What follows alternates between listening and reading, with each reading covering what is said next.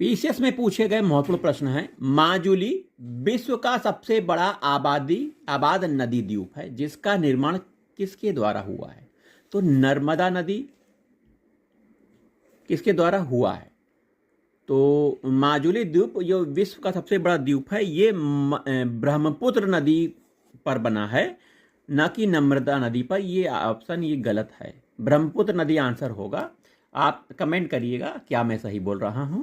निम्नलिखित में से कौन सी ब्रह्मपुत्र की सहायक नदी या नदियां हैं? मतलब इनमें से दिबांग, कामेंग और लोहित, तीन नदियों में से ब्रह्मपुत्र की सहायक नदी कौन सी है? तो ब्रह्मपुत्र की सहायक नदी दिबांग भी है, कामेंग भी है, लोहित भी है। ठीक है, तीनों नदियां लोहित, कामेंग और दिबांग ये ब्रह्मपुत्र की सहायक नदी हैं, याद रखिएगा। देखिए अगला पीसीएस का प्रश्न छत्तीसगढ़ में पूछा गया है, निम्नलिखित में से कौन सी एक नदी डेल्टा का निर्माण नहीं करती? देखिए डेल्टा का निर्माण न करने वाली नर्मदा नदी है। नर्मदा नदी और नदी ये डेल्टा का निर्माण नहीं करती है, याद रखिएगा। नर्मदा ये सतपुड़ा और विंध्याचल पर्वत के बीच से निकलती है, याद रखिएगा। तो डेल्टा का निर्माण नर्मदा नहीं करती, एस्चुरी का निर्माण करती है। कौन विशेष लक्षण नर्मदा नदी के लिए उपयुक्त है? तो नर्मदा नदी के लिए विशेष लक्षण कौन सा है? ज्वालामुखी मुख है, संरचनात्मक मूल है, वायु मूल है, हिमानी मूल है। तो संरचनात्मक मूल इसको कहा गया है। नर्मदा नदी भ्रंश का निर्माण करते हुए प्रभावित होती है।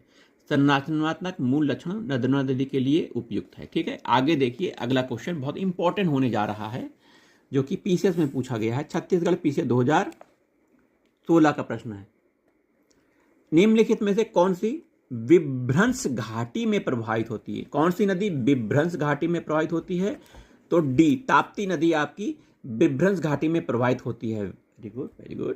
देखिए ताप्ती नदी, ये नदी मध्य प्रदेश के बैतूल जिले के सतपुड़ा पहाड़ी से निकलती है। ताप्ती बेसिन मध्य प्रदेश, गुजरात, महाराष्ट्र में इसका विस्तार है। यह नदी पश्चिम की ओर बहते हुए अरब सागर में गिरती है। इसके अतिरिक्त नर्मदा नदी भी है, विभ्रंश घाटी में प्रभावित होती है। ठीक है, तो कौन सी नदी घाटी भ्रंश घाटी में होकर बहती है?